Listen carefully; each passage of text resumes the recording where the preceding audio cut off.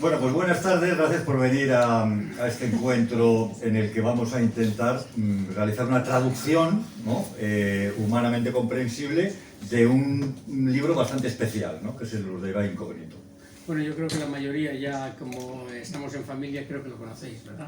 Vamos a ver, primero nos presentamos un poco y vamos a ordenar esta charleta pues un poco cronológicamente para entender cómo se materializó el material que ha supuesto esta recopilación, porque no deja de ser una recopilación de unos 12 años de trayectoria creativa, o 12 o 13 años de creación. Sí, yo creo que vamos a empezar, como habíamos dicho, por Ormaza, que es un poco donde fue nuestro inicio. Sí, pero bueno, antes comentaros quiénes somos, ¿no?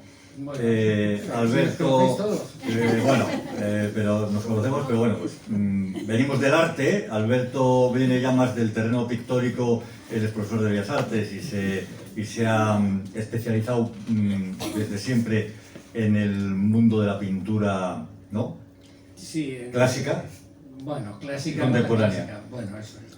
Y yo procedo más del cómic, de la ilustración, y digamos que mi trayectoria ha venido siempre. Ambos somos dos contadores de historias, pero en mi caso mi trayectoria viene más del campo gráfico o... del cómic clásico. Sí, no tan clásico, también contemporáneo, pero vendría a ser mi vinculación más con la edición, ya que mi material de creación estaba dispuesto siempre para ser reproducido, ¿no? Mientras que el suyo ha trabajado más. Esa es la gran diferencia. A nivel de original, el valor del original, ¿no? Es cierto que esa es la gran diferencia entre la forma de trabajar tuya y mía.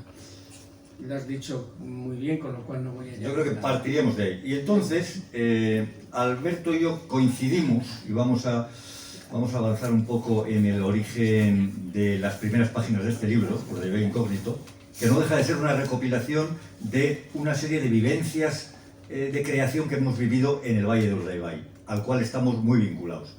Alberto ha desarrollado muchísimas temporadas en Urdaibai desde hace 40 años o más, ¿no? Muchos más, Muchos más. 60. 60 años que lleva en Urdaibai, desde que tenía 30, ahora tiene 90. Bueno, y el caso es que yo hace 30 y pico años también me fui a vivir a Urdaibai, porque, pues bueno... Pero es de Bilbao, ¿eh? Sí, somos de Bilbao, las cosas como son. Y ahí no nos conocíamos nuestro trabajo, pero no interactuábamos. Las primeras veces que interactuamos fueron en este momento. Coméntanos un poco eso. ¿Qué foto esta? Madre mía. Coméntanos. No sé si la veis ahí, sí. Esta doble página del libro es un poco... Esto fue Ormaza, efectivamente. Fue un proyecto en el cual yo era comisario de 6 artistas y al primero que elegí fue a Robert. Yo necesitaba 6 artistas para crear un universo gráfico, pictórico y artístico en Urdaibai.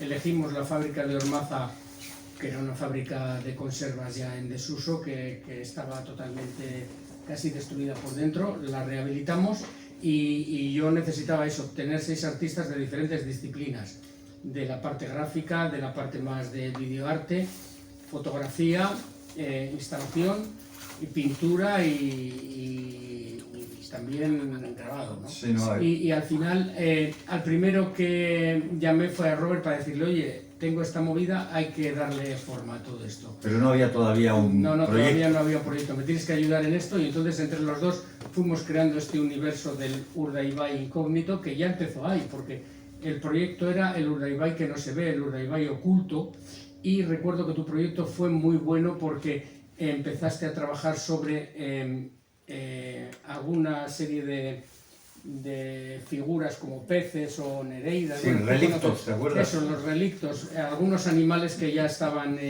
extintos y tú los pusiste en conserva. Fue muy curioso.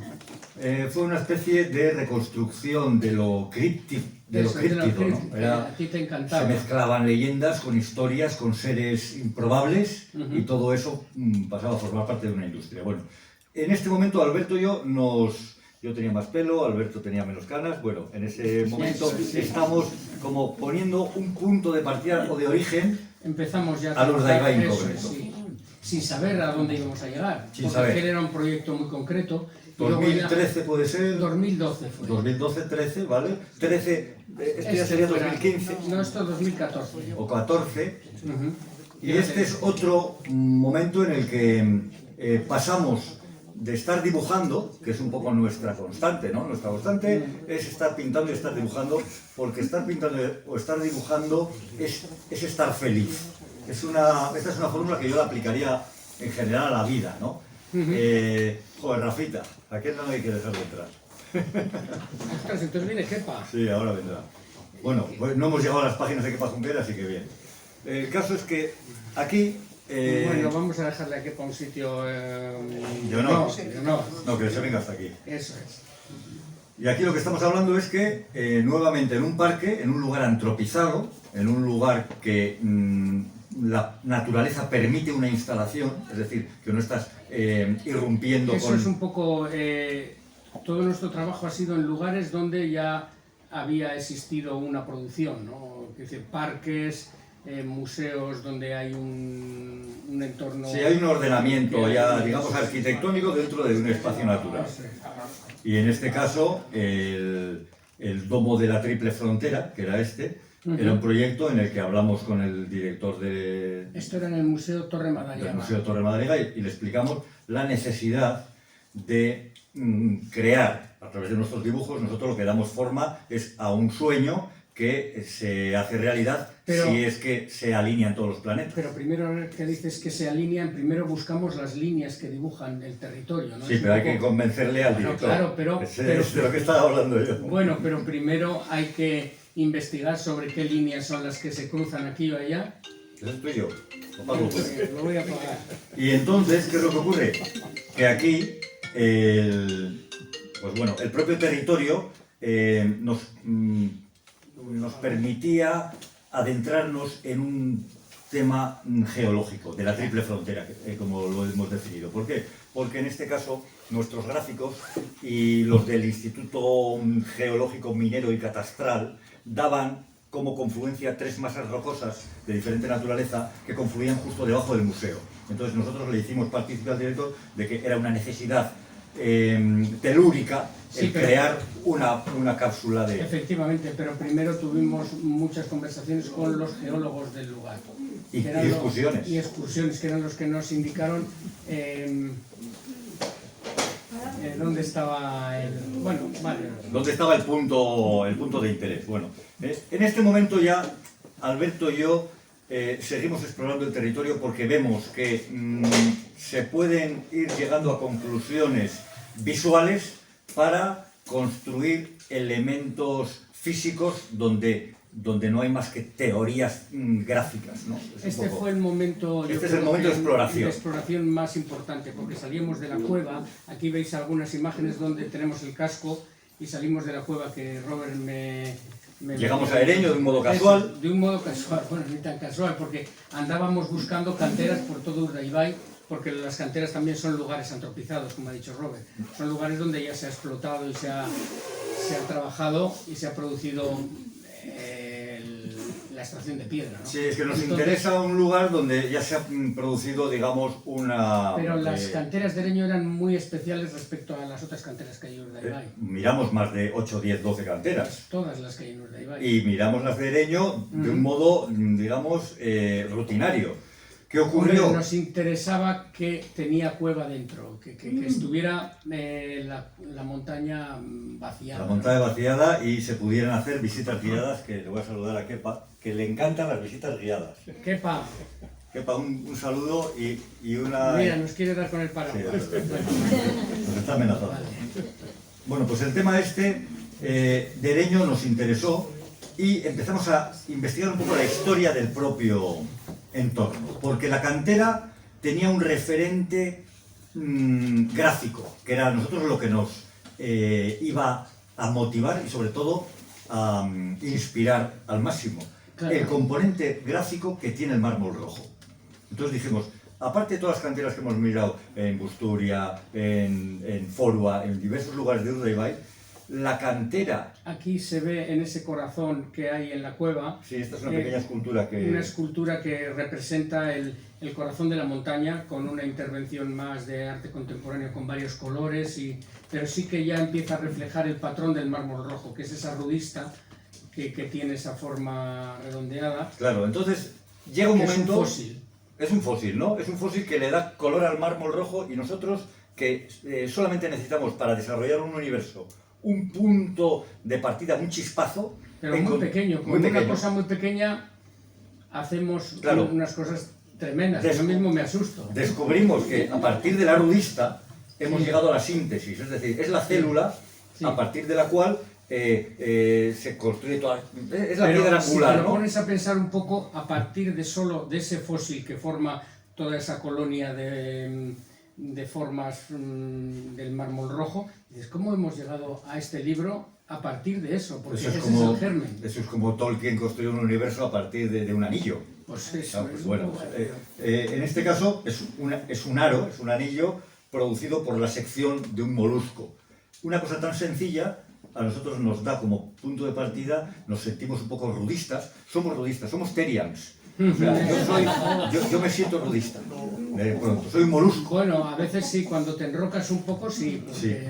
Soy un molusco y quiero vivir como un molusco y que me trate la sociedad como un molusco. Bueno, eso está bien porque te metes en ti mismo y todo el mundo exterior no... Lo que pasa es que los terians hoy en día están un poco vilipendiados. Imagina que hacemos una concentración de seres que nos sentimos moluscos. Mañana en la plaza elíptica. Bueno, te pues... ponen... Vamos, no. Queríamos sentirnos como molusco y que fuera este el origen de un proyecto. Todavía no había proyecto aquí. Entonces, después de estar unos días... Pero sí, acabo de ver aquí una cosa que me he acordado, que aparecía la palabra ereño ya con forma de... Sí, con forma del patrón de los moluscos. El patrón ya aparecía la... Pero digamos que estos dos flyers que aparecen aquí son posteriores. O sea, aquí todavía no hay proyecto, cuando estamos tú y yo aquí con los cascos explorando, con nuestras libretas... No hay proyecto, pero ya empezábamos a intuir que podía haber algo al ver en esas letras la forma... Empezamos a intuir, y en Ereño, como íbamos ya varios días seguidos, y estábamos pues pidiendo fotografías a los ancianos sobre los tiempos de la extracción de la labor canteril y todo esto, ya nos empezaban a vigilar, estábamos con nuestras libretas, las libretas son una constante en nuestra divagar, ¿no? Vale, pero aquí está la comunidad del mármol. Aquí está la comunidad, pero claro, el municipal de Ereño, que nos llevaba viendo varios días por ahí con nuestras libretas, y que se pensaba que queríamos robar cobre, sí, o pensábamos... Entonces ya nos llevó al ayuntamiento. Por eso nos interesó esa cantera, porque esa cantera es una cantera que tiene unas proporciones muy humanas, ¿verdad? Eso es lo que explicamos luego, porque estábamos detenidos. Bueno, pero él nos llevó detenidos. El alcalde nos llevó a esa cantera. Bueno, el caso porque es que... una de ellas no la conocíamos las canteras de Ereño, las grandes. Pero es que hay unas que tienen un tamaño reducido, que son las que hemos hecho el museo al aire libre, el Beatoki, que es un observatorio... sí, estamos en 2018 todavía. 18. Claro, no te vayas al 19-20. No, pero cuando nos arrestó el alcalde y nos llevó a las canteras, fue en el 18, efectivamente. Bien, entonces ahí nos sometieron a un interrogatorio y le hablamos de Mandelbrot. Este es el momento en el que cuando a un alcalde le hablas de Mandelbrot, es ese señor que está allí, que es un inspirador para nosotros también, ¿no? Porque Mandelbrot es un tipo que intenta explicar de modos científicos la autosemejanza y la memoria fósil, ¿no? En este caso la autorréplica, la autosemejanza y la repetición caótica pero ordenada según su criterio. Lo hace desde la matemática y de un molusco en este desde caso. La ciencia, pero él lo hacía hasta con los copos de nieve. Sí, lo hacía, pero vamos a hablar del patrón de los moluscos, que es este. Es decir, el mármol rojo se ha convertido en una piedra ornamental ultra valoradísima en el mundo de la arquitectura. Cuéntalo un poco para que la gente entienda. ¿Pero por qué sucede eso? Ese valor de esa joya. Bueno, pues porque al final a nivel estético tiene mucho más valor estético que el mármol que tiene vetas de cuarcita, ¿no? El mármol normalmente también es un mineral que está formado por una piedra de... La cuarcita es otro mineral, es decir, es que el nuestro está creado por criaturas. Claro, pero es que esto no es mármol, esto es falso mármol, le llaman. Es una caliza roja. Siempre nos lo recuerdan, no es mármol, vale, efectivamente, no es mármol, es falso mármol. Pero a veces lo falso se convierte en verdadero, incluso tiene más valor porque es más bello. Y porque está formado por criaturas vivas que en el Cretácico estuvieron vivas. Eso es, está Es formado decir, tú por te fósiles. puedes sentir rudista o molusco o bivalvo porque es una criatura viva. Entonces tú puedes ser un Terians, pero no puedes sentirte una beta de cuarcita. Porque una beta de cuarcita... Pues por eso tienen más interés. Claro, no Yo tiene creo que interés. el ser humano ha visto el interés porque son fósiles y precisamente han sido seres vivos, pero luego sobre todo por la belleza de su patrón. Al ser muy caótico, todas estas formas de las rudistas, esas secciones, ¿qué ocurre? Que es más bello. Yo de hecho ahora voy por las iglesias, las catedrales y enseguida digo, mármol de Dereño, este no es de Dereño, este sí es de Dereño. Es Claro, curioso porque te sientes molusco. No, pero en ese porque momento. ves el mármol rojo, porque hay muchos mármoles rojos, pero Dereño solo es este. Claro. Entonces, pero te confunde, porque enseguida la cuarcita que forma esas vetas, a veces, cuando está muy apretada, puede parecer mármol Dereño, pero enseguida lo identifico, digo, este no es Dereño, pero lo identifiqué en Roma, porque está en San Pedro de Roma, está este mármol. En el Vaticano. Está en el Vaticano, está en Venecia, en San Marcos, y incluso un león de San Marcos de Venecia está hecho con mármol Dereño. Entonces, claro, este mármol que se ha hecho internacionalmente conocido, claro, el alcalde nos preguntaba, ¿vais a tratar el aspecto histórico de los canteros? Porque vosotros vais a tratar algo artístico basado en la historia. Y le dijimos, no, ni en la historia, ni siquiera en la prehistoria, sino en el origen del mundo. Nos vamos ni al cuaternario, nos vamos a la era terciaria. Claro, nos vamos a Entonces, claro, a un alcalde cuando le hablas de la era terciaria y le enseñas que ese boceto que tenemos ahí, que veis ahí, ese boceto es lo que nos quita el sueño y que va a ser el protagonista de nuestro proyecto, es cuando ya vienen los momentos tensos, ¿no? Las miradas tensas. Claro, es que hay que entender que este molusco es como un mejillón o un percebe de hoy, ¿no? Ya no existe. Un ostreido, diría yo. Bueno, un ostreido, está extinto, pero es un ostreido con forma de cucurucho de lao, ¿no? Porque tiene esa forma, es su caparazón, ¿no? Su concha. Entonces, claro, las secciones son las que producen secciones esos son las aros. que producen esos aros y claro, como había tantas colonias en el terciario, se quedaron atrapadas en el Dereño. Tras unos instantes de silencio incómodo, el alcalde, tras estas declaraciones, dijo, no sé si dejaros escapar.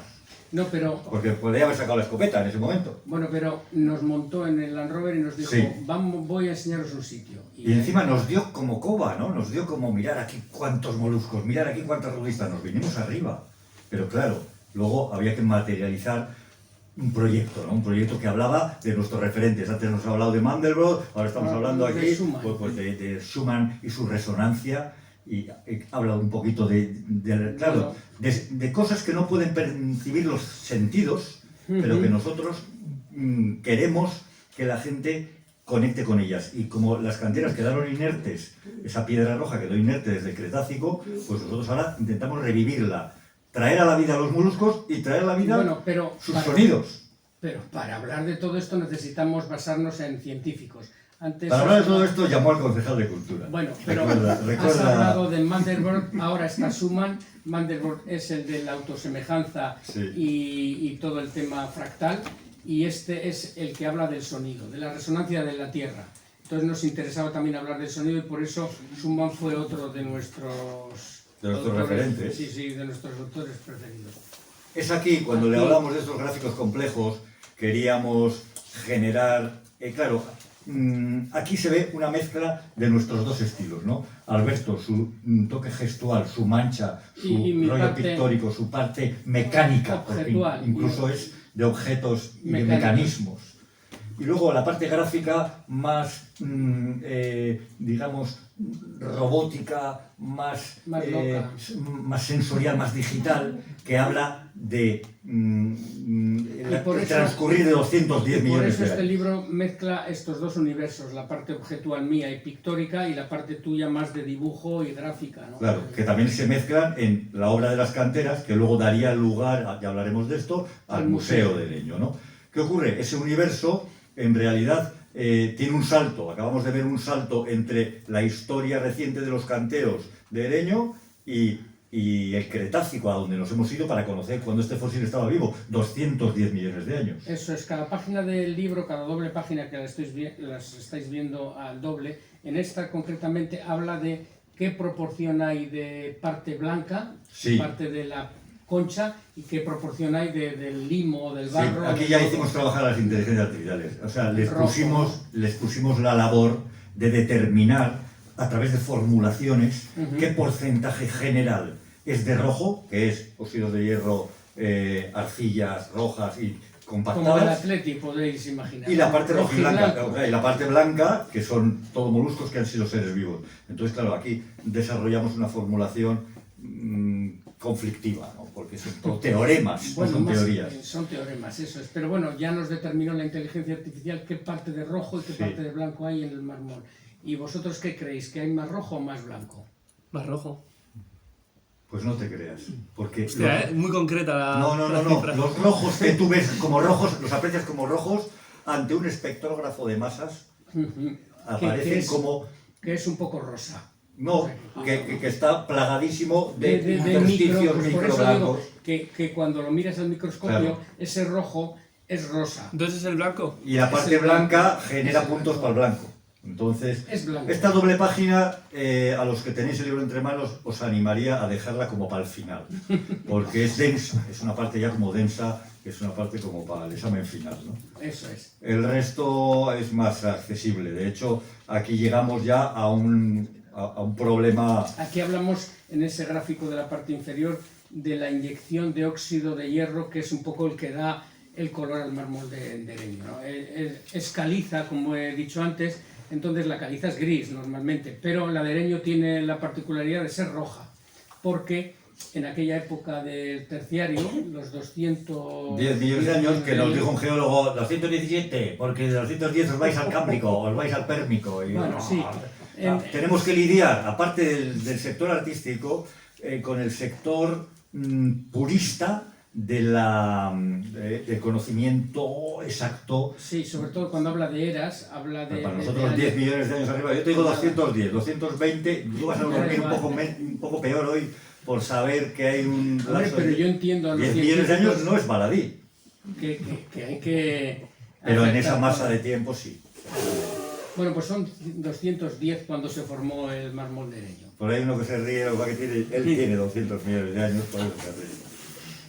Y entonces, bueno, estábamos ya en esta parte, en la de la geoda. Claro, la geoda habla del interior de la montaña. Cuando llegamos y el alcalde ve que este proyecto puede tener continuidad, porque ya hemos desarrollado otros en Urdaibai y nos enseña la montaña por fuera, nosotros lo que no sospechábamos es que justo en esa época se estaba explorando el interior de la Claro. montaña, que estaba hueca y que tenía la gran geoda de Gueranda. Eso es porque pocos años antes hubo una desobstrucción en la cueva. Es que la montaña tiene una parte que se puede visitar, que es una cueva de unos 40, No, 70 metros, sí, tendrá, ¿verdad? bueno, Sí. visitable donde entra la luz y eso unos 40, o así. Luego ya tiene unos recodos Sí. que entran hacia adentro, unas galerías. Pero luego, a través de unas... Pero luego una desobstrucción pues abrió una cueva tremenda de ¿cuánto? ¿De 400 o así? Sí, de 400, de medio kilómetro de desarrollo. ¿Qué ocurre? Que eso habla de que el interior de nuestra montaña está hueca, por lo tanto, hay un latido interior. Sí, es como la Hay un pirámide. espacio apresado, o sea, digamos que hay un espacio que no conectaba con el exterior y que capturó el tiempo cretácico. Eso, y eso nos gustó mucho. Nos gustó mucho porque podíamos pinchar ahí una serie de conectores, Sí, de conectores para sacar lo que había ahí dentro. claro, para extraer latidos, para extraer sonidos. Sonoridades. Entonces De recurrimos hecho, a Schumann, le llamamos a Schumann. De hecho lo hicimos porque Schumann una no de nos cogió. una de las galerías de la cantera superior es la galería del gabinete sonoro, ¿no? Que Sí. es la que pincha en la montaña a esa cueva para que nos extraiga el sonido interior. Sí, varios de los mecanismos que hemos creado en la propia estructura de las canteras, que es aquí ya cuando lo planteamos al ayuntamiento de modo serio y ya se prepara ya el desarrollo que nos llevó un par de años, construye elementos que hace que intercedan, o sea, intercambien sensaciones tus sentidos con la montaña. Y entonces, Esa es la clave. esos elementos pues te aportan sonidos, te aportan colores, te aportan elementos, digamos, emocionales, Ujú. retenidos en el tiempo, en el interior de esa cápsula del tiempo, que es la geoda de Gueranda, ¿no? es lo que ha hecho el arte siempre. Nosotros siempre hemos intentado hacer lo que ha hecho el arte, no nos hemos salido de sus parámetros, excepto alguna vez que hemos rebasado la línea. Los límites, pero el propio arte nos da el alto. Para ir hacia la patafísica, pero el arte nos da el alto porque el arte, como sabéis, siempre ha intentado atrapar el tiempo. Lo ha hecho desde la fotografía, cuando se hacía un retrato clásico, se atrapaba a esos personajes o a esos retratos y se les atrapaba en un momento concreto. Para congelarlos. Para congelarlos. Siempre el arte ha intentado congelar el tiempo y sobre todo atraparlo, aprenderlo, ¿no? De alguna forma.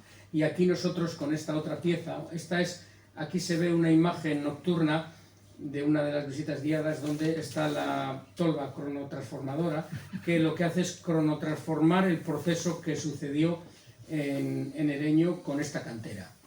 Ereño era un mar tropical de aguas turquesa en el Cretácico. Hay que entenderlo, entender sí. eso. Ahí vivían esos moluscos, porque claro, ahora Ereño es una montaña y te puede decir alguien que son moluscos de río. No, eran moluscos que vivían en el lecho de un mar poco profundo que en aquel entonces cubría la superficie del planeta. Y en Ereño se produce el milagro de que en la era terciaria hacia el cuaternario una serie de movimientos tectónicos configuran el paisaje orográfico actual, dejando un plegamiento tremendo de fósiles a ras de superficie. Eso es. En todo el planeta no vuelve a existir eso. No, además Ereño, en la ría de Urdaibai es muy curioso, se ve como las montañas son prácticamente paralelas a un lado. Ahí hay una geoda, ahí hay un diapiro. Un diapiro que es el que produjo esa explosión y se elevaron las montañas de forma paralela. Todo esto no lo sabía el alcalde. Entonces, de pronto el alcalde en un día estaba entendiendo el territorio de Ereño de un modo físico. Pero cuéntanos qué hace esta máquina. Esta máquina, antes de ver qué es lo que hace, hay que entender que en Ereño, ¿qué hacen los romanos según ven que existe el mármol rojo? Explotarlo. Pues explotarlo, Si claro. los moluscos hubieran estado vivos, pues comérselos. Como estaban marmolizados, pues sacar rebanadas y hacer difundir estelas, por el mundo, claro. difundir por el mundo el mármol rojo de Ereño. Entonces, eso llega hasta el siglo XX, a mediados del cual la explotación canterí se abandona ya.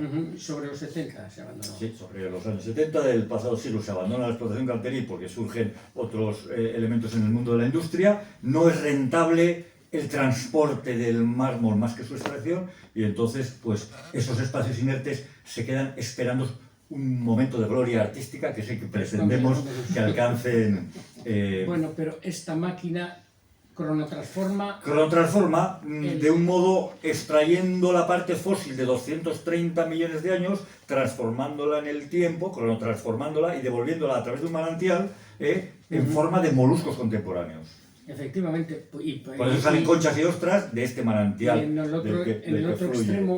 otro extremo sale el agua que está atrapada en la propia... Pero eso es una válvula de purga, Bueno, que hubo que ponerla... Hubo que ponerla porque hay agua dentro de, Sí. de la piedra, ¿no? Hoy en día es interesante porque Alberto y yo, que antes trabajábamos solos en la construcción de estas estructuras, ya lo veremos, trabajamos ya con un equipo de técnicos de talleres. Pero eso, ¿habrá alguna imagen al Al final ya lo seguiremos viendo. Estos eran los artilugios que nos construíamos primero nosotros. Los primeros, sí.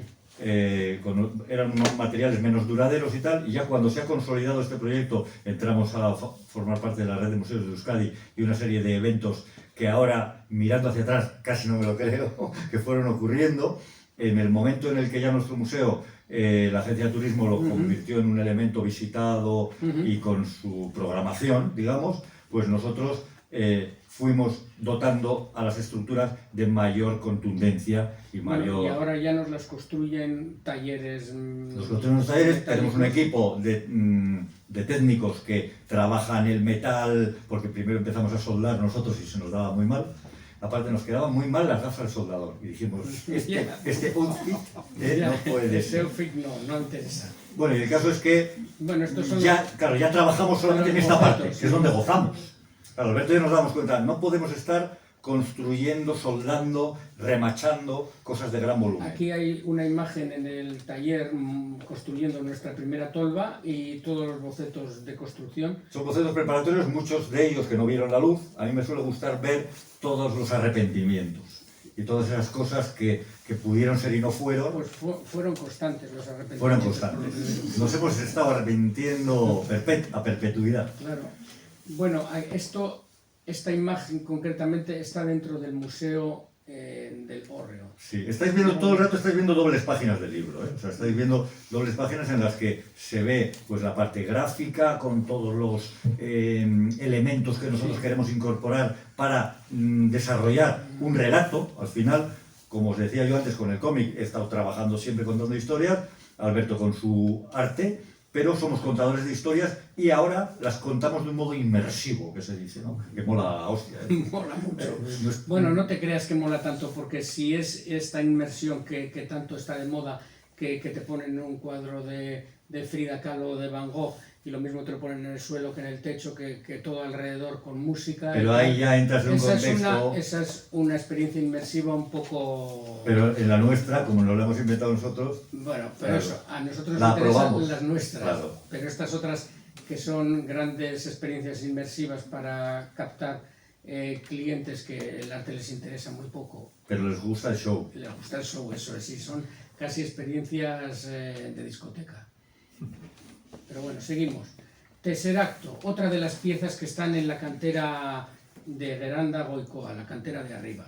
Este era un reloj. Que, para los que no habéis estado, el Museo al Aire Libre tiene dos canteras, una en la parte media porque media. Se llama Geranda Erdikoa, pero en realidad casi está a la misma altura que el pueblo, y la otra está en el alto de la montaña. O sea, hay dos canteras y luego un museo donde tenemos todas las piezas. Luego llegamos al museo.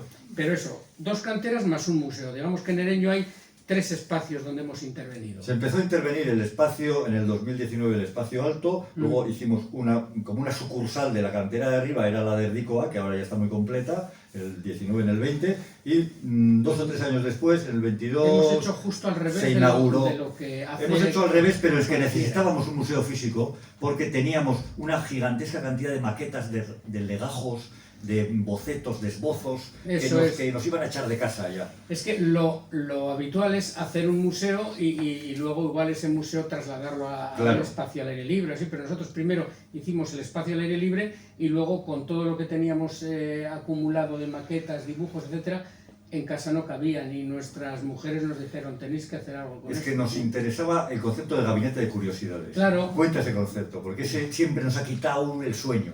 Bueno, el concepto de gabinete de curiosidades es en un espacio bastante apretado, porque lo tenemos todo que no nos cabe, pero cada vez metemos más cosas. Sí. Porque el gabinete de curiosidades tiene una particularidad, que es que cabe todo. Es que en nuestro museo hay una gran cantidad de material que va increciendo, y entonces, claro, nos dijeron hace poco también los concejales, nos dijeron, va a llegar un momento en que no podrá entrar gente a verlo, y entonces lo cerraremos como si fuera una geoda, y la gente... Con cristales. No, la gente confiará en que hay un mundo de relictos sagrados y no lo puede visitará, pero es como esa caja en la que, ¿cómo es esa teoría de la caja en la que no se sabe si hay un gato o no? La de Schrödinger, sí. Sí, la de si está vivo o está muerto a la vez, un poco la mecánica está cuántica, el recipiente y tu confianza. Claro, tu confianza, eso, tú tienes que confiar si está vivo o no. Llegará un momento en el que puede ocurrir esto. Puede ocurrir eso. Estáis viendo imágenes del interior del museo, de bocetos y de objetos que hay en el interior del museo, y el museo era una necesidad porque nosotros... Pero esta pieza, que es un poco la que también ilustra la portada del libro, bueno, esta es un gráfico irreal, pero sí que aquí se ve en esta imagen lluviosa, que creo que estoy yo con un paraguas, y se refleja el tesseracto en el charco del suelo. Eso es en la cantera de arriba. Es que el tesseracto, digamos que es un hipercubo, es un elemento que en su interior tiene un cubo que al ampliarse, podéis ver imágenes, buscar en internet, GIFs animados y tal, en las que se ve como al ampliarse el cubo interior se pliega el exterior formando parte de su núcleo, ¿no? Es muy interesante, la verdad. En ese bucle infinito... No sé para qué, pero es interesante. No, es que en ese bucle infinito tú llegas a tener una ensoñación, una experiencia anómala de cómo sería la cuarta dimensión. Para eso es interesante, para ensoñar y quedarte dormido.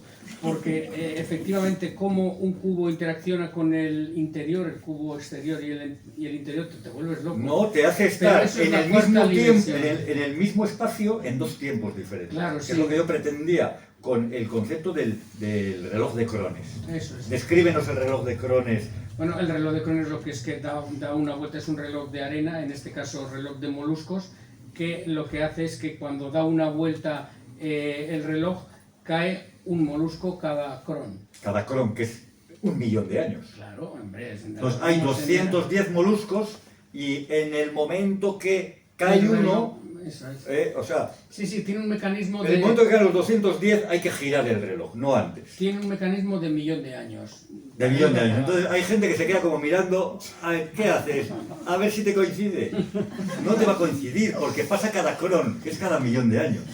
Lo hemos calculado así. Ni nosotros lo hemos visto que lo hemos hecho, porque solamente lleva 4 años. Entonces, Pero bueno, entendemos que funciona. Entendemos que funciona. Cuando llegue una civilización futura y lo gire, es decir, que hayan caído los 210 millones Bueno, de los euros, niños lo han girado, de hecho lo hemos claro, tenido los que niños han puesto, como le hemos puesto un volante, los niños han corrido ahí demasiados millones de años que espero que no afecten al espacio-tiempo. Pero fue muy curioso cuando nos llegó uno de los vídeos por un padre de estos que cree que en lugar de ser una galería de arte es un parque de atracciones. Entonces el niño daba vueltas y vueltas. Nosotros, yo le decía al padre, y subió el vídeo sí, a internet. eso no, subía a una red social y yo le puse, vamos a ver, ¿no ha visto Interestelar? En Interestelar queda bien claro cómo en un mismo espacio el padre está en otro tiempo distinto, comunicando Que su hijo. con su hija, que si el reloj, que si las agujas, tú lo sabes. Hablo con ese chaval porque es un especialista en Interestelar. Claro. Entonces, ese hombre no había visto Interestelar y daba vueltas al lento y ahí corrían los crones y los eones. Claro, crones y iones, fíjate. Llegamos a la conclusión de que la humanidad no tiene respeto a los crones, pero bueno, era nuestra, Bueno, es una pieza nuestra propuesta. que habla de la cuarta dimensión y del tiempo.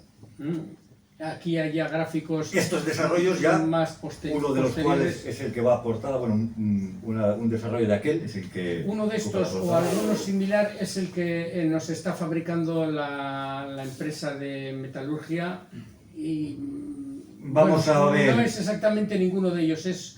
Están con unos bocetos preparatorios de Eso, esto, pero que sí, al pero- final esto lo metimos en el libro, pero no ya sabemos... cuál claro, va a ser. Pero bueno, ya han empezado a trabajar algunas de las... es que los currelas, es que vamos a ver, nosotros tenemos estas ensoñaciones del hipercubo, del espacio-tiempo, tal y cual, pero los currelas quieren saber si el roblón es del 7 o es del 12. Claro. Porque si no, no le entra la tuerca, la contratuerca, y entonces esos problemas de taller nos aturden, nos bajan a una dimensión Muy terrestre. de dolor de cabeza. Es Una decir, dimensión terrestre que es la que justo no es la nuestra. yo creo que, no sé, yo de pequeño veía Pipi calzas largas y no tenía este tipo de problemas. Era todo maravilla. Eso te traumatizó bastante. Y entonces, claro, eso yo creo que sí, Pipi calzas largas. Bueno, el caso es que Veo, sí. mármol rojo, Mármol tiempo, rojo, espacio-tiempo, libélula, La meganeura. La libélula, ¿por qué? La meganeura, efectivamente. Bueno, pero esta no es la imagen de la meganeura. Pero no tenemos una de... Aparecen las meganeuras por ahí junto con... Mira, aparecen, aquí también se ven meganeuras, que son aquellas. Son unas libélulas gigantes que vivían en toda la zona de aguas continentales. Vamos a zona de entender Urdaibai. que Urdaibai, Ereño, por extensión, hasta, yo qué sé, ¿no? Hasta Bueno, Llanada Alavesa. Sí, todas las... Toda esa zona tenía unas serie de... libélulas gigantes. Ahí, Imaginaros patatas, sí. libélulas de un ala de 70 Sí, centímetros. libélulas de 70, pues de 140 de de envergadura. 140 de envergadura. Imaginaros volando por la zona... Imaginaos volando eso por Ereño, que nos decían los de Ereño, no podían haber salido ahora mismo, sacar la escopeta. Hombre, son Pues cazadores. claro, En una pues zona rural como Ereño son cazadores. Son de lógico, leño. Claro, claro. Entonces, claro, ellos se emocionan a su manera con las libélulas gigantes. Solo No hay que- libélulas gigantes en Ereño. No, ahora no, porque también hay una... Pero no durarían mucho si las hubiera. Bueno, el caso es que hemos hecho un homenaje a la libélula porque efectivamente esa libélula que pululaba por Ereño hace 210 millones de años, le hemos querido hacer un homenaje porque hay un fósil que tiene esa envergadura y por eso, como es de la era de la creación del mármol rojo y era el primer ser que salió de las aguas, porque la libélula nace en el agua. Sí, los primeros seres que sobrevolaban. un Eso poco es el primer ser que sobrevuela, porque los demás eran moluscos que estaban dentro del agua. Sí, y luego una serie de animales que los representamos, claro, porque el registro del mármol rojo solo nos ha dejado como un legado las arandelas blancas que formaban las budistas, pero todo el gran universo de animales que estaban... Por ejemplo, los nautilus, todos los amonites, que hacemos nosotros, los representamos gráficamente, sí, para que no falten en el registro. Reconstruimos el registro fósil, porque hay fósiles, pero faltan algunos. Imagínate qué de Terians podrían salir, no sé, haciéndose pasar por estas criaturas. Bueno, el museo. Y aquí llegamos ya al museo. Y llegaba un momento en el que nosotros planteamos ya, como nos íbamos creciendo y viniendo arriba, y luego hablaremos también de esta piedra, que tenemos por aquí al dueño, que tenemos por ahí al fondo. Cierto.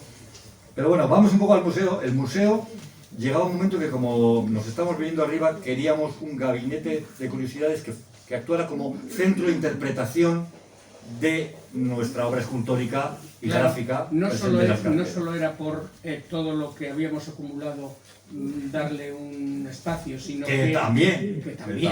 Pero sobre todo era darle un sentido a todos los dibujos y todos los objetos que teníamos acumulados, que habían formado parte de todo el proceso de creación. Sí, que de hecho nos preguntan, ¿qué es más interesante ver primero? ¿El museo esa es una o la obra primigenia que está en las canteras? Pero claro, la primigenia está en las canteras, no pero la nosotros hemos resuelto. No está resuelto, porque solo nosotros la resuelve el tiempo. en el museo albergamos cosas que eran anteriores. Empezamos en el museo, que está tapado, y luego cuando sale el sol... Yo creo que depende de si llueve o no. Claro, porque esa es la respuesta. Esa es la respuesta.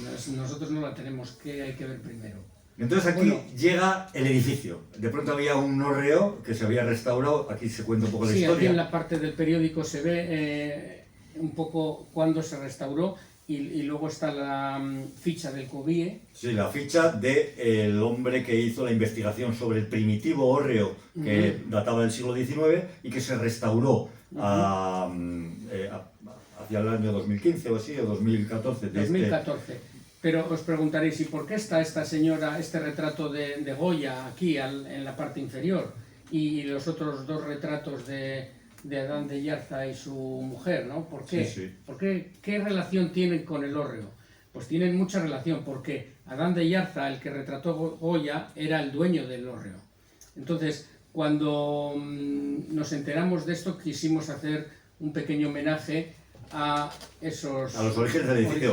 Y según explorábamos y nos interesábamos en conocer los orígenes del edificio... Y bueno, y a quien lo descubrió, que fue Ernesto Nolte, que fue el que hizo la ficha y un poco puso en valor este hórreo que estaba ya casi totalmente destruido. Había que homenajear un poco a su estudio. Eso es, hizo un estudio de los hórreos de Vizcaya, referenció el de Ereño como uno de los importantes, y luego en el 2014, ese recorte de periódico, es cuando se rehabilitó y se hizo prácticamente nuevo. Tiene partes del hórreo antiguo, que son los puyales y las piedras que lo sujetan. Roleznos y algunas piezas. Sí. Entonces, claro, ¿y por qué investigábamos? Claro, nos preguntaba el niño, ¿y por qué estáis tan emocionados investigando? Pues porque lo queremos. Y lo queremos ocupar.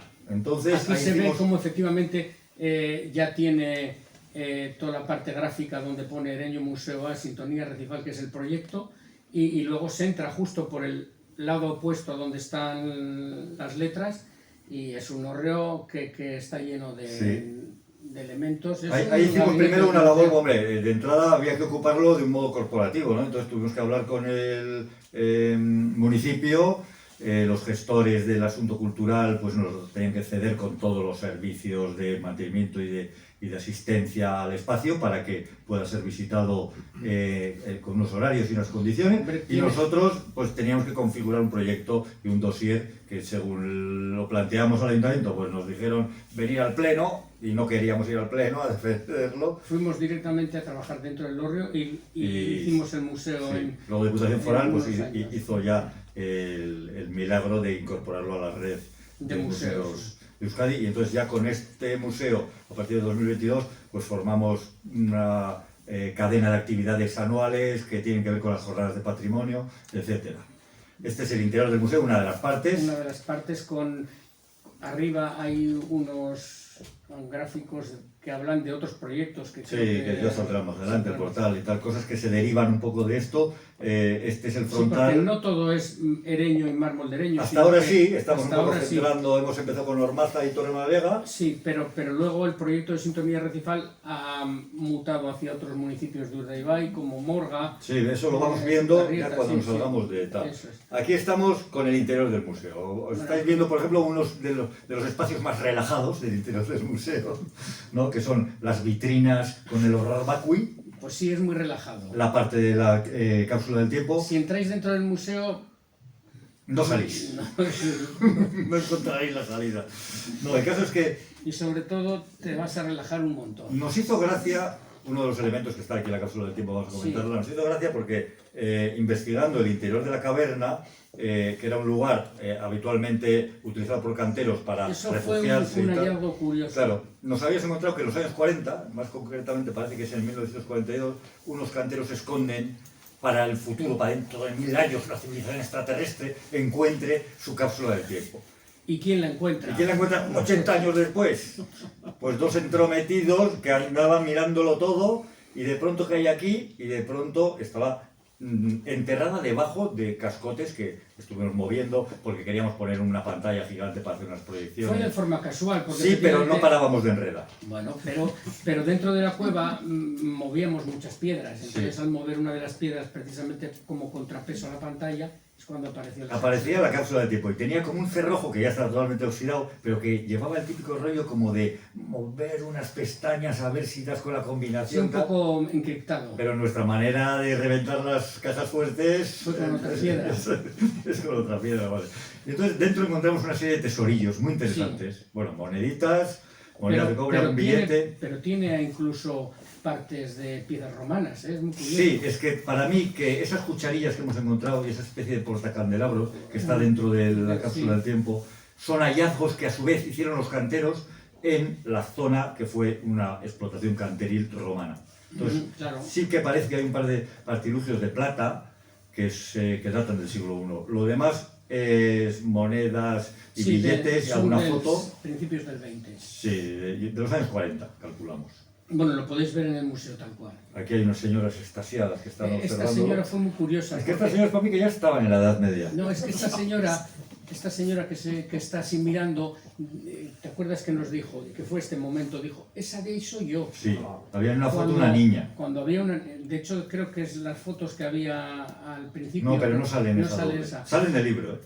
En el libro sí sale. Bueno, Bueno, este señor ha venido de incógnito, se está ocultando por ahí detrás de una máscara, pero ha venido de incógnito y ya vamos a olvidarnos de la cápsula del tiempo porque podríamos estar hablando otro programa, pero el caso es que No. aquí, como Alberto y yo hemos trabajado mucho en Ormaza, tal y cual, también hemos trabajado mucho, y cuéntalo tú, porque tú le hacías las portadas de los discos, no, bueno, con Kepa hemos trabajado muchísimo. y en la Kepa lo discografía de sabe. Kepa Junquera. Eso es, Que entonces... está Kepa Junquera de incógnito por ahí y que merece un aplauso antes de nada. Es un campeón. Efectivamente, un campeón. Bueno, pues Kepa quiso donarnos al museo. Cualquier museo tiene donaciones, como sabéis, ¿no? Entonces, ya estamos recibiendo, bueno, no podemos más de donaciones. Hay que abrir otro museo, sobre estoy- todo de estoy moluscos. Y hay una amiga nuestra que tiene un montón de moluscos y ya nos ha llenado de cajas, no sabemos dónde. No Pero- sabía ella dónde pero meternos bueno, y dijo, tengo unos amigos con museo. Eso es, pero Kepa, que tiene también triquis, dijo, bueno, me gustaría donar una de las triquis al museo, y acertó con la triqui, porque el fuelle tiene un coral en su patrón, las teclas son de nácar, y bueno, pues no sé exactamente de qué época es esa... Yo creo que sea Cretácico también, ¿eh? Sí. Bueno, el caso es que este día es cuando Kepa vino con la triqui y la donación. Y Fue se el conectó, momento- se conectó. Fue el momento de la donación Sí. y se conectó a todos los cables que había ahí, es cierto. Ahí está con el hueso, tenemos un hueso de un rorcual de... Ah, es cierto, sí. Este es la mandíbula inferior de una ballena. Bueno, pero porque hablaba de un elemento en la conjunción de las criaturas máximas y mínimas del océano. Necesitábamos tener las más pequeñas, que son los moluscos, y la más grande que es la ballena azul, ¿no? Sí, un rorcual azul. Bueno, ahí hay un tema de vértebras, tal, conocer el museo y empezar a hacer analogías del porqué de las cosas es necesario dedicarle mucho tiempo. Mira, veis aquí una especie de panorámica de una de las salas. Esta es una de las salas, ¿no? Bueno, pues en esa panorámica se ve allá al fondo el hueso. Solo es eso, sí. Y es una de las salas. Sí, es una de las salas del museo. Imaginaros cómo está el museo de repleto. Y bueno, y aquí, Kepa de todas formas nos hizo más donaciones, porque tenemos allí también su bibliografía completa y su discografía completa. Es cierto, En el arrecífono tenemos un instrumento musical que es un arrecífono, que aparte es reproductor de CD. Pero esta fotografía no está sacada anteriormente a la donación de Kepa, porque no veo... No, pero es que no llega el campo visual, Ah, bueno, es cierto, la sí, otra porque sala es- que viene como para acá. Es la sala norte, es verdad, le falta la columna. Bueno, y aquí, bueno, pues ese día estábamos Mira, por aquí es donde se ve, aquí podéis ver lo que os decía antes de las meganeuras, que es ese homenaje que hemos hecho a la libélula gigante, donde se ven en todas estas fotografías pequeñas y en la que tenéis al lado grande, donde hay una especie de minutero, que son unas alas gigantes, que... Madre mía, ¿quién ha llegado? No, llevo ¡Hola! un rato, ¿eh? Ah, ¿llevas un Se rato? lleva un rato, pero ha ido a tomarse algo. Ah, Ha dicho, me salto en las A páginas. comprar. Ha ido a por el libro, muy bien. Pues ahí ese homenaje a la libélula El es homenaje a la libélula... un lugar en el que se completa con el humano. Eso es. O sea, es una pieza escultórica que está a falta del elemento humano que la completa como Por eso como el una humano forma terminada. es una especie de escenario donde el humano forma parte de esa escena y luego un minutero, que sería un fotógrafo, le saca la foto para, en este caso, hacerla viral y subirla a las redes, ¿no? Sí, es un tema como de analogía. Esta similitud- Aquí un poco estuvimos buscando dentro del mundo del arte en qué obras se ha utilizado las conchas y los moluscos para representar algo de su universo, y encontramos solamente en pinturas, porque en esculturas los moluscos solo se han utilizado como ornamento, como algo ornamental y decorativo, en arquitectura, en ménsulas, en algún alféizar y algún arco, pero en pintura sí lo utilizó Botticelli, lo utilizó Rubens, Rembrandt, incluso el Bosco, con las orejas y el cuchillo hablando del silencio, que representan a dos ostras. O Munch, O cuyo Munch, grito era un pero eso- molusco. Pero eso ya ha sido por nuestra tara tremenda Sí. de ver moluscos donde no están, ¿no? Es que yo creo que Entonces, el personaje de claro, Munch es un teria. nos dimos cuenta que el que grita de Munch tiene la cara de un molusco. Porque se siente molusco. Bueno, pues por Hay que eso. comprenderles. Es la manera. Pero bueno, es una investigación que hemos llegado a hacer por eso, y al final hemos visto esa cara así un poco retorcida, que es de un molusco, concretamente de un ostreido. Sí, es de un ostreido. Podría Claramente. ser de un bivalvo, pero no es el caso. Es un ostreido. Bueno, y aquí representa un poco ese momento en el cual los óxidos de hierro son inyectados a la caliza gris, ¿no? Y entonces por eso surge ese color rojizo en el mármol rojo, ¿no? Aquí representa esta doble página Es una inyección toda la parte química Sí. del proceso. y luego hay unos factores de oxidación y de Eso es, consolidación. y de consolidación. Daros cuenta de que este era un elemento blando, es decir, en el que las colonias de moluscos y de rudistas se depositan y mueren y generan una montaña de cadáveres. Estamos hablando de que el elemento que los rodea y que los recubre es blando. Sería un limo o una arcilla o un lodo o un fango, que no es lo mismo. No es lo porque- mismo porque hemos tenido granulómetras. Efectivamente, En nuestras hemos tenido visitas. nuestras visitas guiadas. Entonces, de pronto, tú cuando haces una visita guiada no te imaginas que entre el público hay un granulómetra, un tipo especializadísimo en la granulometría, que consiste en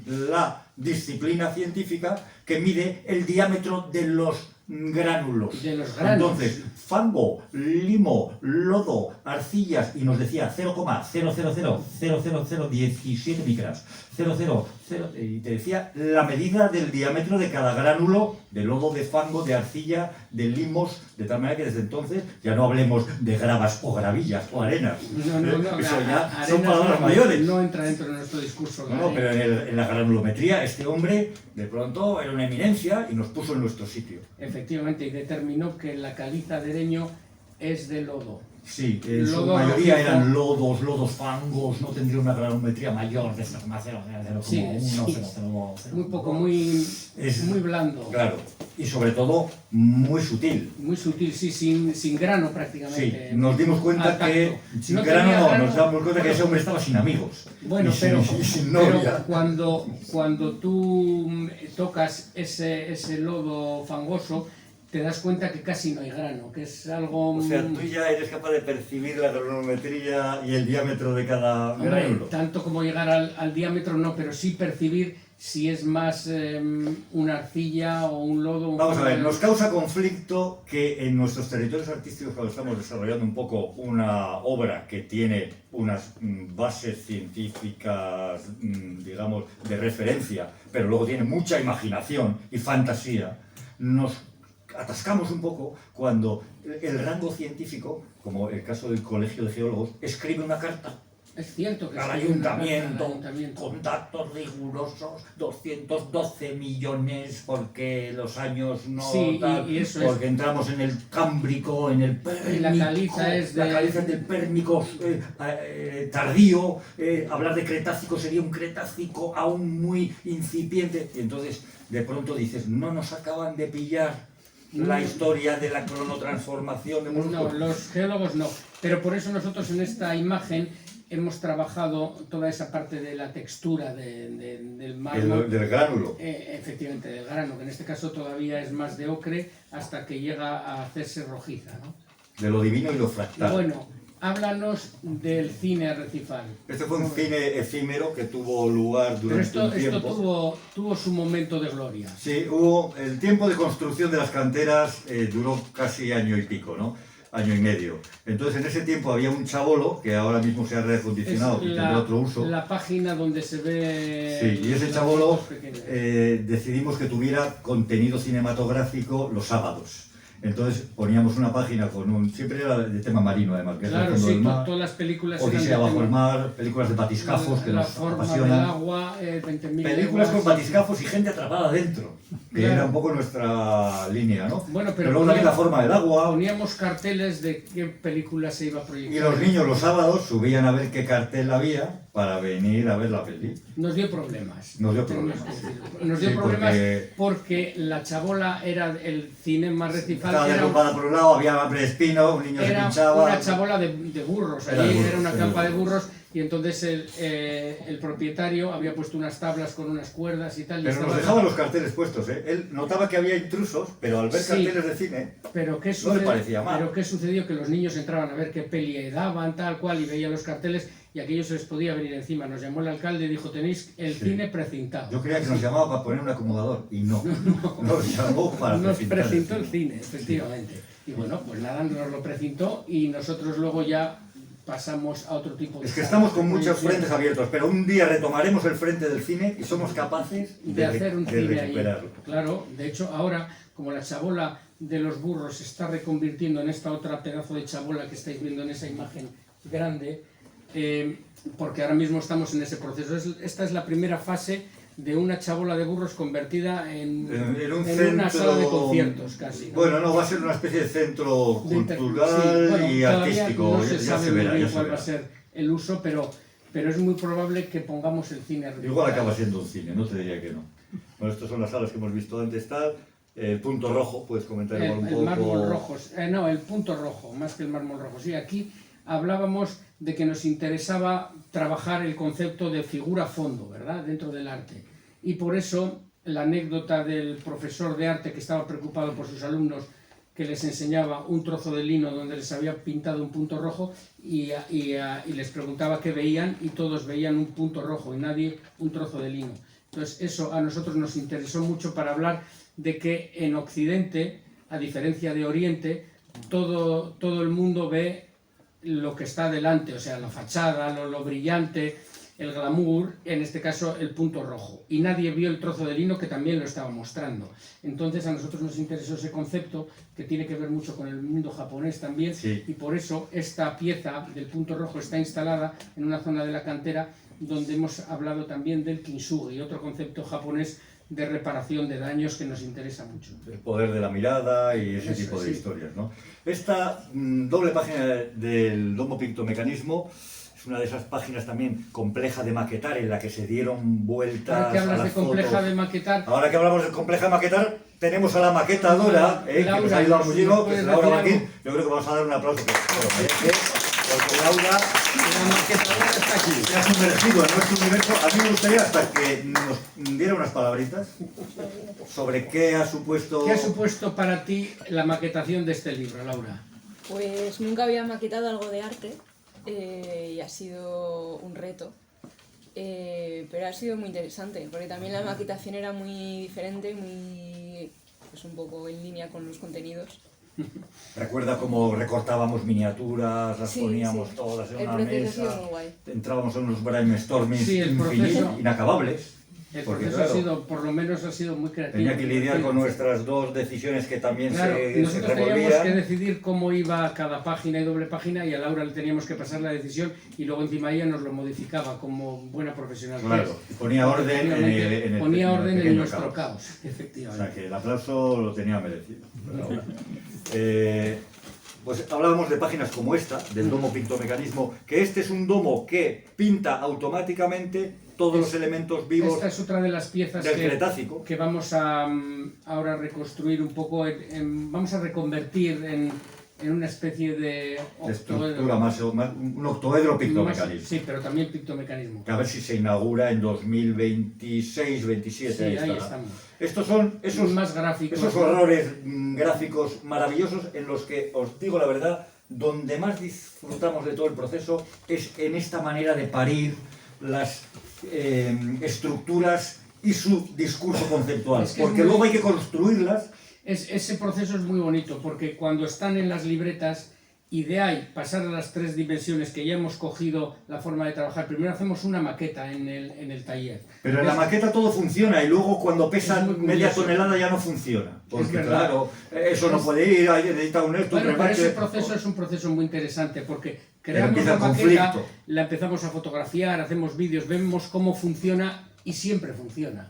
Pero efectivamente cuando toma ya peso en un espacio, ya la cosa tenemos que llamar al metalista para que nos dé... Y nos riñen a perpetuidad. Por ejemplo, estos son las nuevas pinacotecas que montamos esta primavera pasada, Esta ya es la nueva. Esta ya es con marcos de hierro. con marcos de hierro, toda estructurada, instalada, y ahí se les ve a los De hecho, operarios se les ve a los operarios, eso es. que están instalando... Aquí ya, primero teníamos marcos de madera que duraron en la intemperie 4 años, una cosa así, Sí. 4 o 5. Y luego ya, justo este año pasado, es cuando todos estos marcos ya son marcos de metal. Es la pinacoteca recifal ya convertida en un elemento que a nivel estructural ya va a ser eterno, va a ser perpetuo, y a nivel gráfico, a medida que se vaya borrando con la intemperie, nosotros a nuestra brocha... Bueno, tenéis que entender que además esta orientación de esta pinacoteca es del sur, sí, básicamente es un sur suroeste. bastante puro y soleado. Está soleada todo el día, con lo cual los colores están muy afectados y se los va comiendo el sol. Entonces es una pinacoteca que tenemos que estar Sí, que, constantemente es un trabajo contra la naturaleza que pues que es tenemos que inacabable. estar- eso es. Bueno, pues aquí se ven diferentes cuadros de la pinacoteca, Es la Galería de Arte Cretácica y se le ve también algún operario instalando, tal cual. cuadros de madera, veo en la parte de arriba que tenía una especie de geoda, Sí, una cúpula que... homenajes al que algoritmo luego de la esa armonía. nos la rompieron. Hemos tenido pocos desperfectos en las galerías de las dos canteras, pero ahí sí que tuvimos unas pedradas de alguien en ese... Era una especie de cúpula de metacrilato que reflejaba muy bien el sol. Luego eran y- perdigones, de, bueno, igual de algún cazador. cazador furtivo. El caso es que estaba en el suelo. Esta es la nueva tolva, Esta es la nueva tolva. la neotolva que se instaló ya este verano pasado. Esta está hecha ya en metal al 100% y eso, se ha instalado este verano.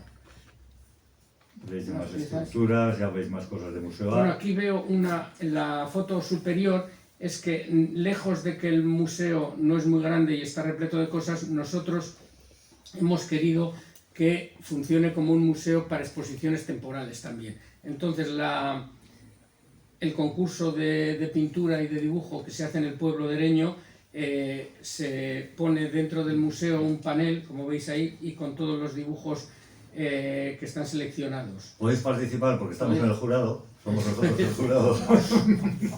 Y bueno, y el caso es que al final son muy generosos en Ereño, hay premios para casi todos los participantes y durante las fechas navideñas se instalan unos paneles que, rodeados de nuestra sintonía recifal, aparecen los dibujos de los niños, que se les ve influidos ya, porque dibujan muchos moluscos y Cierto. muchos elementos marinos. Bueno, y la otra media página es la colaboración con la Universidad de Bellas Artes, con la facultad, que hemos invitado a los alumnos a que en un espacio de procesos y experimentación puedan sus piezas instalarlas durante un tiempo, ¿no? Con una obra invitada y con una zona donde puedan experimentar de forma procesual todos sus trabajos.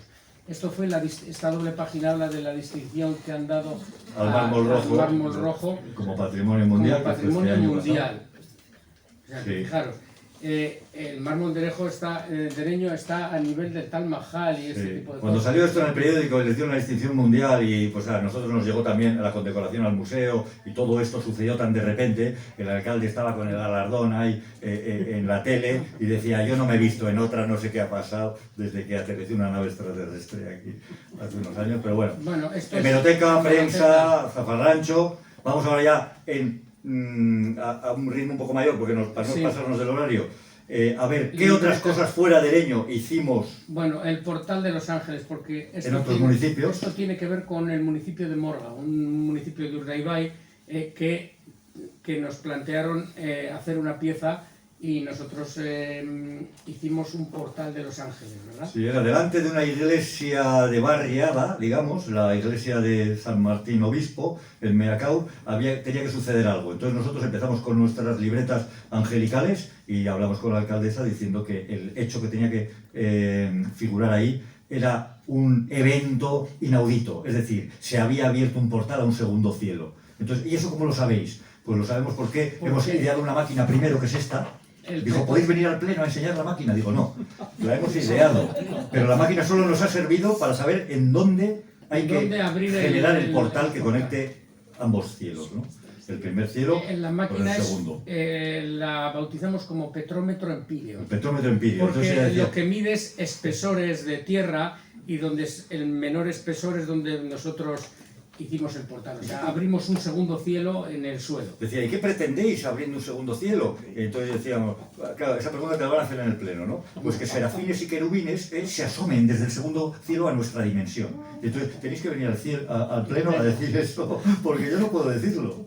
No, hicimos una visita guiada y un poco todos los del municipio. Ella temía a la respuesta a la oposición. de la oposición. Pero bueno, sin ir al pleno, en una visita guiada, todo el pueblo entendió que tenían un segundo cielo bajo los pies de Morga. Que se podía medir el azul de ese segundo cielo con el cianómetro. Otro de los científicos que nos ha interesado ha sido Saussure, este suizo, que es un poco el padre de la meteorología, porque inventó este aparato que es el cianómetro, que si no lo conocéis os invitamos a que os creéis uno, ¿no? Sí, la paso rápido esta doble porque Palomera podría estar una hora hablando porque del me cianómetro. interesa mucho el cianómetro. Es un aro con los diferentes azules Prusia y vais sobre todo a zonas altas de montaña y vais mirando qué azul hay ese día, ¿no? Entonces hacéis una tabla determinando: hoy tengo este azul a esta hora, tal. Bueno, al final nosotros con este cianómetro de Saussure determinamos qué azules teníamos que pintar en ese segundo cielo. Sí, sí. Y aquí está una reportera de TV que cuando vino a hacernos... Sí, esto es Teleberry, creo. Sí, cuando vino a hacernos una entrevista, quiso posar en el portal de Los Ángeles. Bueno, esto está sacado de forma cenital. Junto a Serafín, que es... y al lado una foto nocturna con el pórtico de la iglesia. Luego, esto ya son imágenes de nuestro pasado. Sí, bueno, imágenes de también unos punch que hemos metido en Urdaibai a nivel gráfico, como son los murales. De nuestro pasado gráfico. Pero también está lo de Hemingway. Eso sí, están... nuestro pasado gráfico y de objetos, ¿no? Efectivamente. Y aquí un proyecto que es el del Diapiro, El Diapiro de Busturia, De porque ahí Busturia. cambió la frontera y entonces habíamos Aquí encontrado el hemos Diapiro en tenido- unas coordenadas Aquí hemos tenido un pequeño problema que se ha paralizado este y proyecto. se ha paralizado porque las coordenadas caían en Busturia, pero luego ha habido un cambio territorial y ahora es Frontera. Pedernales. Entonces Pedernales quiere también el Diapiro, Y por eso pero el proyecto nos lo aprobó el otro estaba ayuntamiento. aprobado el proyecto y se paralizó por el tema de la frontera. Hay que decir que ha habido un error de medición y que el Diapiro apareció en realidad en el otro punto, en la coordenada. Bueno, el ¿no? caso es que hay un problema territorial y por eso está paralizado, pero está aprobado el proyecto este del Diapiro. Este también en Forua. En otro Forua proyecto. jugamos con el escutoide y esto también, tenéis que ir tomando apuntes porque esto también tenéis que ampliarlo en internet. El escutoide que aparece ahí abajo... No, el anterior. No, pero el escutoide aparece ahí abajo porque Aquí. se ve el escarabajo. ¿Ves? Allá donde se ve el escarabajo, Sí. pues están basados en el caparazón del escarabajo y son dos formas Sí, pero bueno, complementarias pero de los monolitos. Trabajamos un poco en el concepto del monolito, ¿no? A partir de esta estela del humanoide de Baldatica en Forua, y a partir de esto hemos generado un proyecto que está en proceso ahora mismo. Está en proceso y el escutoide también, que tiene que ver con Pedreñales, que es otro ayuntamiento que va a trabajar los monolitos con el concepto de una pareja de monolitos ensamblables, Ujú. pero a su vez de formas perfectas. Una geometría insólita, porque el escutoide ha sido descubierto hace un año. Hace poco, sí. Podéis rastrearlo en internet y entraréis en una... Son poliedros que nos interesan mucho para generar esculturas. Entonces el alcalde de Pedreñales, cuando le explicamos toda la movida, dijo: esta doble página del libro, ilustrarla con vuestro proyecto, pero quiero escribirla yo. Y la escribió él, es texto suyo, digamos. Bueno, ya acabando, me han hecho por ahí una señal. Sí, ¿Veis pues, un poco, veis un poco los diferentes municipios que están incluidos en el proyecto de Sintonía Recifal, que es el proyecto nuestro, ¿no? Y aquí están los diferentes municipios alrededor de Urdaibai. Ujú. Y nada, seguimos y acabamos.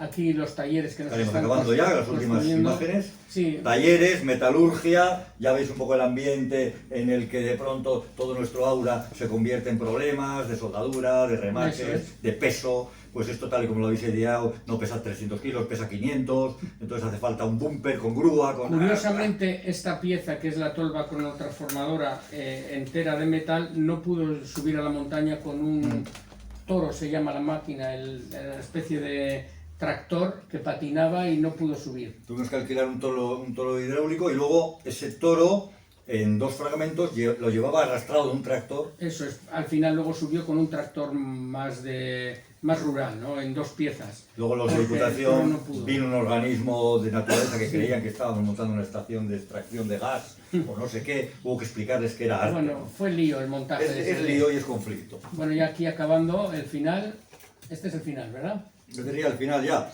He hecho un pequeño resumen de la naturaleza del libro y para que entendáis que todo responde a una serie de planetas alineados en el tiempo y en el espacio. Bueno, no están todas las páginas, como podéis No están todas las páginas, pero es que no acabaríamos ni para mañana. Muchísimas gracias por vuestra asistencia y